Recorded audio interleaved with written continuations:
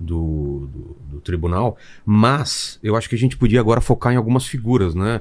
Eu me lembro que ninguém falava sobre STF, algum ministro do STF, antes do Joaquim Barbosa. Acho que foi a primeira figura que saiu em capa de Veja, se não me engano. Ele teve o nome dele... Lembra de algum outro antes? Que desse tamanho? Desse tamanho não, e também combinou muito com o Mensalão, né? Exato. Não só o ministro negro, o primeiro negro, o segundo negro. Aquela imagem com a capa, né? Mas aí você vem junto o Mensalão, e no caso do Mensalão, o personagem Joaquim Barbosa era o relator, então era muito importante, era muito central ali, né? Eu queria falar do Joaquim, e como você tinha um podcast sobre o Alexandre, a gente falar sobre personagem que é tão central hoje em dia, que é engraçado porque o Alexandre é tão único que parte da população e dos políticos que eram contra ele hoje são a favor, e pode ser que isso mude dependendo de como tá, né? Quando ele é escolhido pelo Temer, a esquerda é contra, e hoje a esquerda tá do lado dele, mas pode mudar totalmente isso também. Pode. Quem que é o Alexandre? Esse é um momento de tensão. Exato. Esse é exatamente o momento de tensão. Quem é o Alexandre de Moraes, Thaís? Então, ele... E falar também do seu trabalho de pesquisa, do podcast, como que foi todo esse trabalho também. Claro. Eu vou contar do Alexandre, a história dele, e aí acho que a partir disso a gente consegue falar de como foi o podcast em si. O Alexandre de Moraes entra na faculdade onde o Conrado dá aula, que é a Faculdade de Direito da USP, no finalzinho dos anos 80. Então o Conrado está envolvido também de alguma forma nisso. Sim, o Conrado bebe das mesmas arcadas que o Alexandre de Moraes. Exatamente. Aquele é um ambiente de onde saíram a maior parte dos ministros do Supremo na história do Brasil, é a Faculdade de Direito da USP, o Largo São Francisco. E na turma dele, no mesmo ano que entrou Alexandre de Moraes, entrou o ministro Dias Toffoli.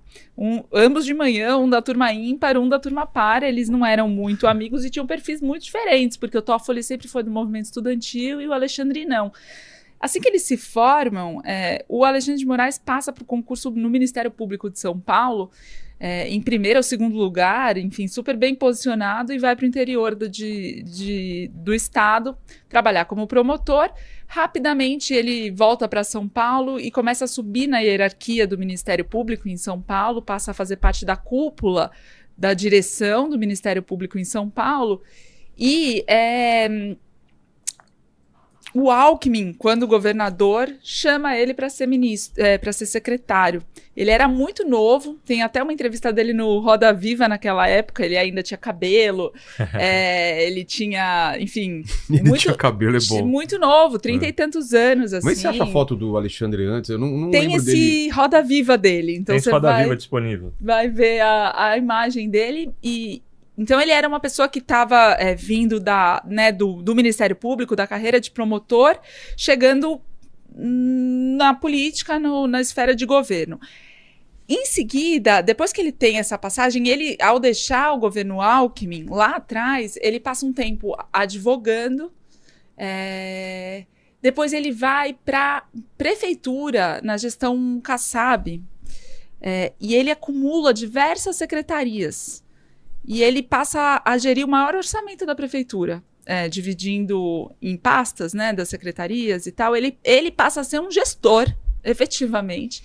E desde essa época é que se especula sobre uma eventual entrada oficial do Alexandre de Moraes na política, como candidato mesmo, porque ele começou a ser um gestor que estava cuidando do serviço funerário aos transportes da cidade de São Paulo, e com muita vocação, porque foi crescendo as atribuições dele. Só que, em dado momento, ele deixa a secretaria, a supersecretaria do Kassab, volta a advogar, até que o Alckmin alça ele a secretário no governo do estado de novo. Quem é esse que vocês colocaram? Quem é esse? Então... Esse é um cara muito novo aí, Quem é viu? Esse é o Alexandre de Moraes. Não é. É ele?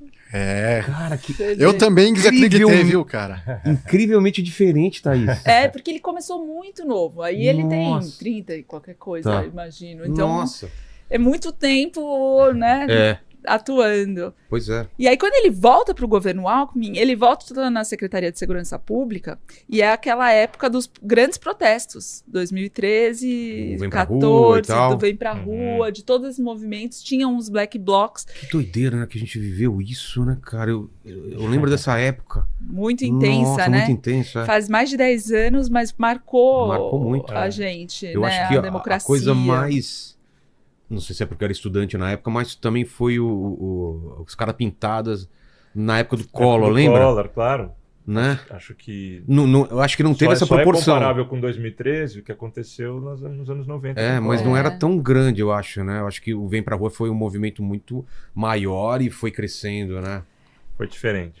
Mas ambos com um impacto decisivo na história, né, do país, assim. E aí, quando ele assume a Secretaria de Segurança Pública, ele é o superior hierárquico das polícias. E a polícia militar, com os black blocs e aquele momento de muita tensão nas ruas, ali para a virada de 2013 para 2014, e até a eleição naquele ano e tal, a polícia militar age com muita força para repreender e reprimir esses protestos. Então ele vira o vilão da esquerda, né? Que o Alexandre de Moraes era o cara que reprimia protesto com jato d'água e tudo mais, assim, e tal.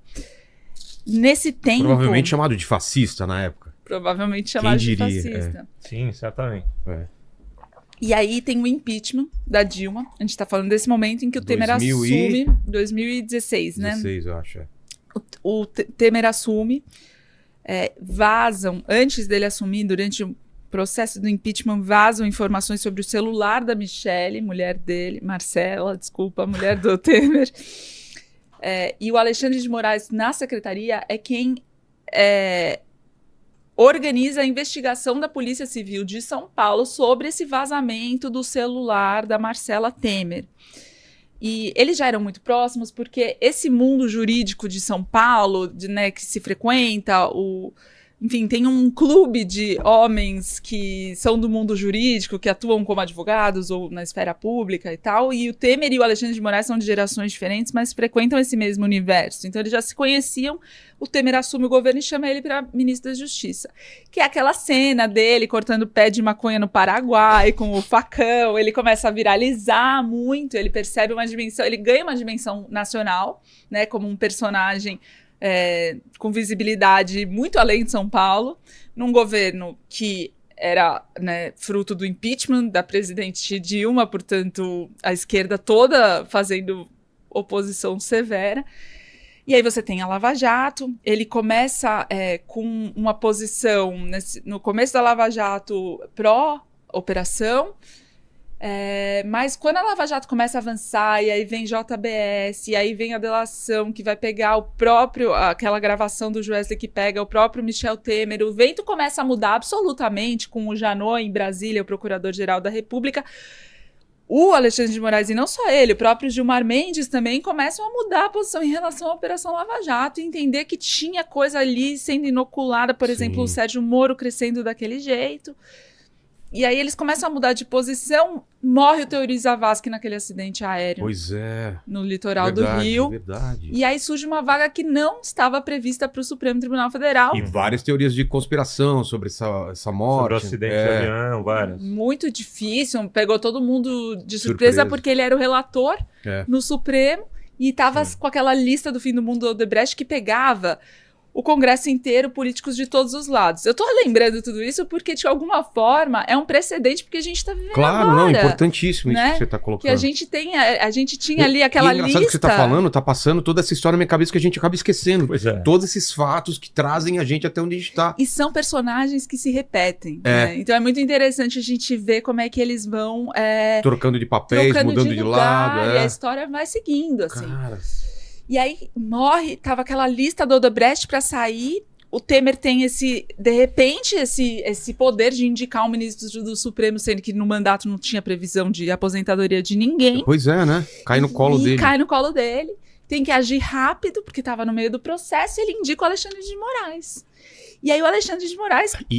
na época era ministro da Justiça. Ele era o ministro da Justiça. Mas se especulava que seria ele ou pegou também o pessoal de surpresa? Nem se especulava, porque não tinha... Geralmente se especula quando uma vaga está terminando, no sentido, ele vai se aposentar. Sei, aí começam a fazer previsões. Um ano antes, quem vai ser. Nesse caso não tem, porque foi uma morte. Foi uma morte. Então ele faz sempre tem candidatos, né? Sempre tem não, mas nesses últimos tempos que passou a ser isso, o Supremo, surgem candidatos que tentam emplacar e tal, mas naquele caso foi muito rápido e definitivo, assim, muito certeiro. Ele vai para a sabatina no Senado, que transcorre... Essa sabatina, ele é uma... É só pro forma, assim, era não pro define. Forma. Então. E mudou, né? Mudou? Era para o quê? Simplesmente para mostrar pro público, ter um tipo de... Era pro forma porque, na verdade, a sabatina é uma sessão para se fazer perguntas e testar, supostamente, esse notório saber jurídico. Os senadores feito pelos senadores, não é qualquer um. Os senadores. Uma comissão de senadores. Tem lá uma comissão que faz isso. E de fato sempre foi muito protocolar, porque ninguém discordava muito, tinha boas razões para lutar contra uma nomeação do presidente, porque essa pessoa não era percebida como esse aliado canino que vai defender lá dentro do tribunal os interesses do presidente, de um tribunal que ainda não fazia tanta coisa que incomodava político. Então, era mais perguntas de afago, coisas mais... Muitas vezes, né? Por exemplo, na sabatina do Alexandre de Moraes, por conta dessa trajetória dele, que teve passagens na política, ele tinha tido filiações partidárias e tal, então tinham perguntas ali mais complicadas, mas a sabatina passou a ser instrumentalizada depois disso, na minha opinião, primeiro pelo timing, porque é o momento em que você marca a sabatina, imediatamente depois aquela nomeação é submetida ao plenário, aí aprova-se, sempre se aprovou até hoje, a indicação do presidente para o ministro do Supremo. Então a data e a forma... E aí essa votação no plenário passou a ficar muito mais apertada. Então Flávio Dino teve o placar segundo mais apertado, salvo engano, da história. Como funciona esse placar? Ele precisa de quantos votos? Maioria simples. Maioria simples. Maioria mais um. É igualdade mais um, né? Metade mais um.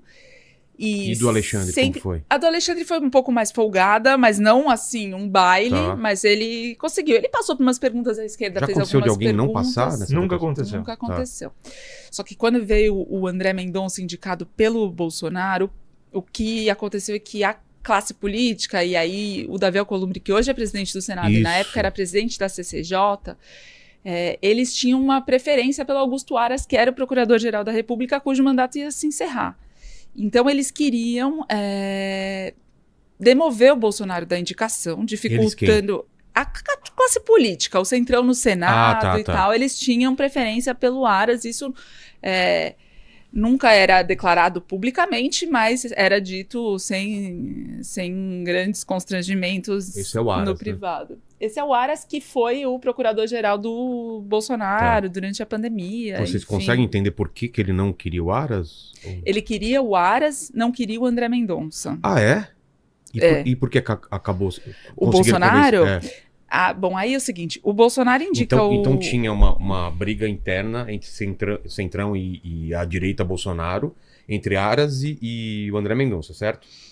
Ou não? O que acontece é que o Bolsonaro indica o Mendonça porque o segmento evangélico foi muito importante na eleição dele. Para agradar, então, esse segmento. E ele tinha esse compromisso de indicar um aspas terrivelmente evangélico para o Supremo. Porque para o segmento evangélico, o Poder Judiciário é fundamental. E faltava alguém representando. Então ele indica, mas aí começa a ter muita dificuldade. E o que hoje em dia os senadores falam é que nem o próprio Bolsonaro se envolveu muito para viabilizar depois que ele ficou...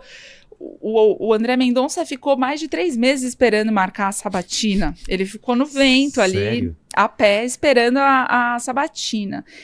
E nisso, os políticos tentando ver se não conseguiam mudar a ideia do presidente para indicar o Augusto Aras. Quem se envolveu mais mesmo foi a Michelle Bolsonaro. Tem até aquela famosa cena a favor do André. Quando celebra a indicação do André, a aprovação pelo Senado já. Quando o Senado aprova, o André Mendonça está com a Michelle Bolsonaro assistindo pela televisão a votação. E aí eles comemoram juntos.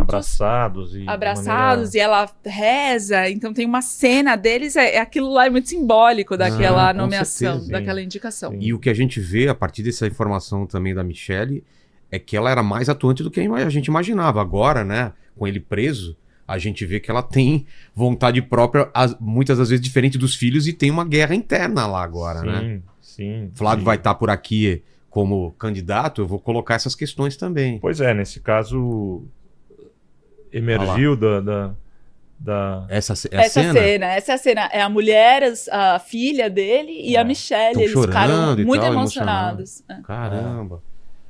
Mas você tem razão, Vilela. A Michelle, nesses meses todos que antecedem a definição... Você ainda não se inscreveu, deu o like e ativou o sininho? Você tá louco?